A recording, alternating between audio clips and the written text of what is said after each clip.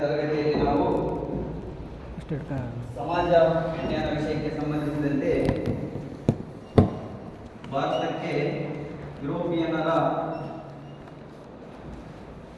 ಆಗಮನದ ಬಗ್ಗೆ ತಿಳಿದುಕೊಂಡಿದ್ದೆವು.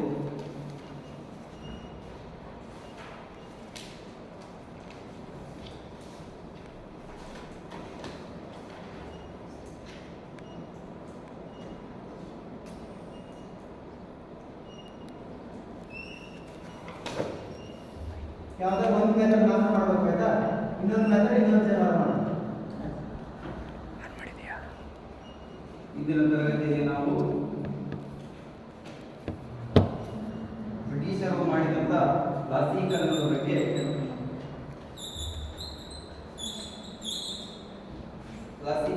ಅಧ್ಯಯನ.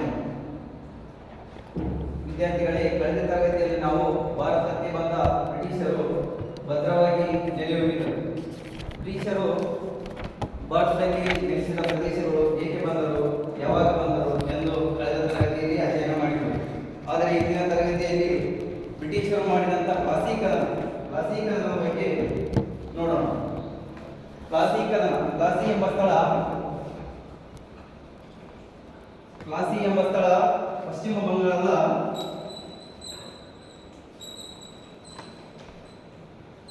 ಪಶ್ಚಿಮ ಬಂಗಾಳದ ಕಲ್ಕತ್ತಾ ಪ್ರದೇಶದಿಂದ 35 ಕಿಲೋಮೀಟರ್ ದೂರದ ಒಂದು ಪ್ರದೇಶ.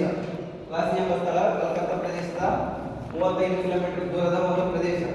ಈ ಸ್ಥಳದಲ್ಲಿ ಕ್ಲಾಸೀಕರಣ ನಡೆಯಿತು. ಕ್ಲಾಸೀಕರಣ 1757 ಜೂನ್ 23ರಂದು ನಡೆಯಿತು. 1757 ಜೂನ್ 23ರಂದು ನಡೆಯಿತು. ಕ್ಲಾಸೀಕರಣ ಯಾರ್ಯಾರು ನಡೆಯುತ್ತಂದ್ರೆ ಬ್ರಿಟಿಷರು ಹಾಗೂ ಬಂಗಾಳದ ನವಾಬನಾದಂಥ ಸಿರಾಜುದ್ದೌಲಾ ನಡುವೆ ನಡೆಯಿತು. ಬ್ರಿಟಿಷರು ಮತ್ತು ಬಂಗಾಳದ ನವಾಬ.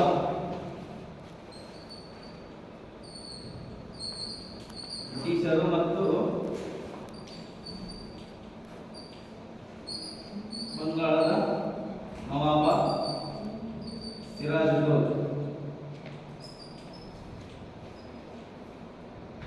ಬ್ರಿಟಿಷರು ಮತ್ತು ಬಂಗಾಳದ ನವಾಬ ಸಿರಾಜುದ್ದೌಲಾ ನಡೆಯಿತು. ಈ ಕ್ಲಾಸೀಕರಣ ಯಾಕೆ ನಡೆಯುತ್ತೆ ಎಂಬುದ ಕಾರಣಗಳನ್ನು ಈಗ ಅಧ್ಯಯನ ಮಾಡಿ. ಕ್ಲಾಸೀಕರಣ ನಡೆಯಲು 3 ಕಾರಣಗಳು. ಒಂದನೇದು ದಸ್ತಕಗಳ ದುರುಪಯೋಗ.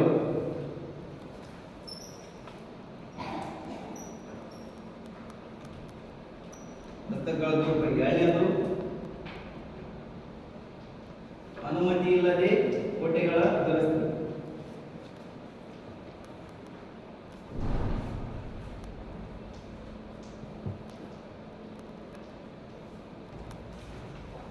ಮೂರನೇದು ಕಪ್ಪು ಕೋಣೆ ದುರಂತ.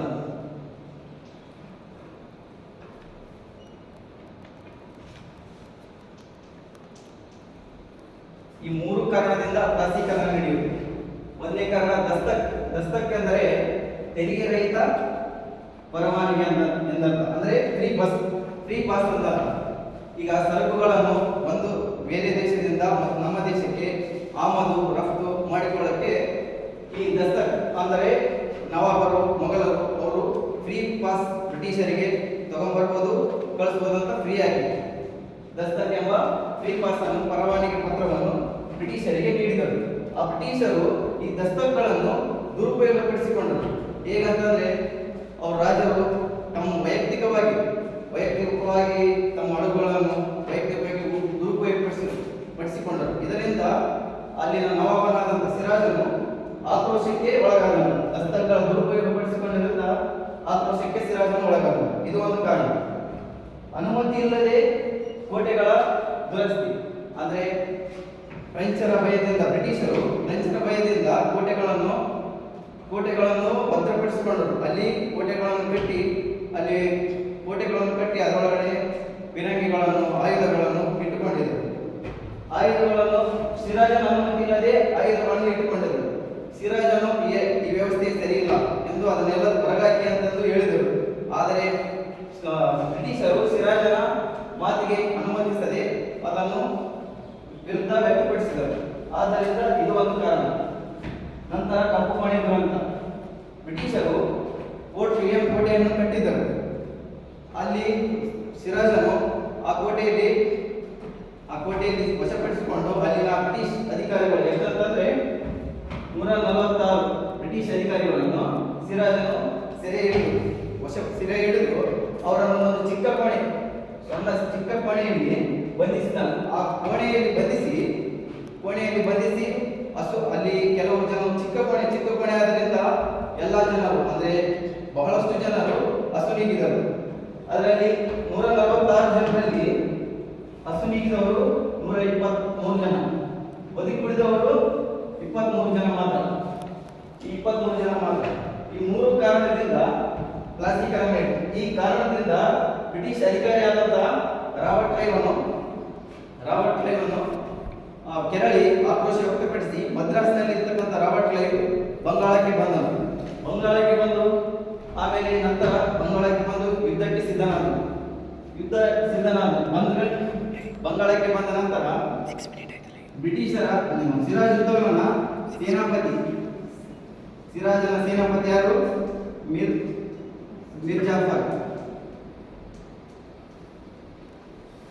ಜಾಫರ್ನನ್ನು ಭೇಟಿಯಾಗಿ ಅವನಿಗೆ ಅಧಿಕಾರದ ಆಸೆಯನ್ನು ತೋರಿಸಿ ಅವನನ್ನು ಯುದ್ಧದಲ್ಲಿ ತಟಸ್ಥನಾಗಿ ನಿಲ್ಲಿಸಿ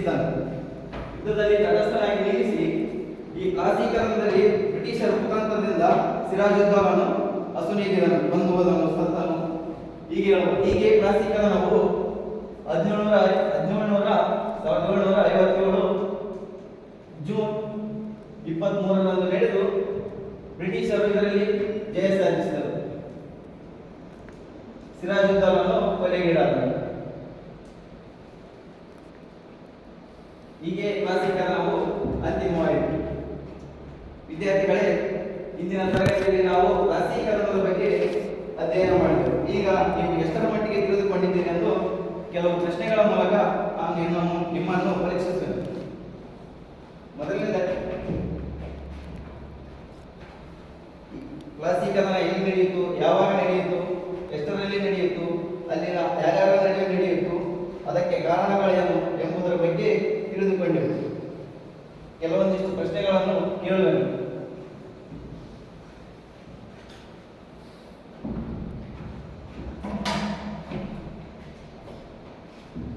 ಕ್ಲಾಸೀಕರಣ ಎಷ್ಟರಲ್ಲಿ ನಡೆಯಿತು?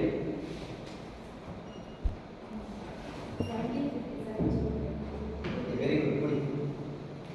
ಕ್ಲಾಸಿ ಎಂಬ ಸ್ಥಳ ಯಾವ ರಾಜ್ಯದಲ್ಲಿ? ಪಶ್ಚಿಮ ಬಂಗಾಳ. Okay, good. ಕ್ಲಾಸೀಕರಣ ಯಾರ ನಡುವೆ ನಡೆಯಿತು? ಸುಷ್ಮಿತಾ.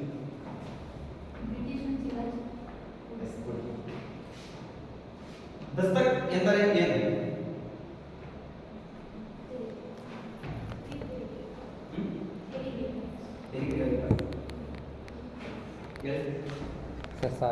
ನಮ್ಮ ರಾಜ್ಯಕ್ಕೆ ಬರುವಂಥ ವಸ್ತುಗಳನ್ನಾಗ್ಬೋದು, ಸಾಮಗ್ರಿಗಳನ್ನಾಗ್ಬೋದು, ಅದನ್ನು ರಫ್ತು ಮತ್ತು ರವಾನೆ ಮಾಡಿಕೊಳ್ಳಿಕ್ಕೆ ಇದ್ದಂಥ ಒಂದು ಫ್ರೀ ಪಾಸ್. ಕಪ್ಪು ಕೋಣೆ ದುರಂತದಲ್ಲಿ ಸಿರಾಜನು ಸೆರೆ ಹಿಡಿದ ಬ್ರಿಟಿಷ್ ಅಧಿಕಾರಿಗಳ ಸಂಖ್ಯೆ ಎಷ್ಟು? 146.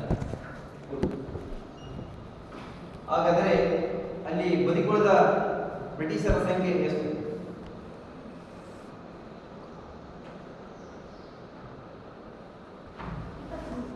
Okay, good. ಅಂತಿಮವಾಗಿ ಕ್ಲಾಸೀಕರಣದಲ್ಲಿ ಜಯ ಸಾಧಿಸಿದವರು ಯಾರು? ಬ್ರಿಟಿಷರು. ಎಲ್ಲರೂ ಎಲ್ಲ ವಿಷಯವನ್ನು ಸರಿಯಾಗಿ ಗಮನಿಸುತ್ತೀರಿ ಎಂದು ತಿಳಿದಿರಬೇಕು. ಸರ್,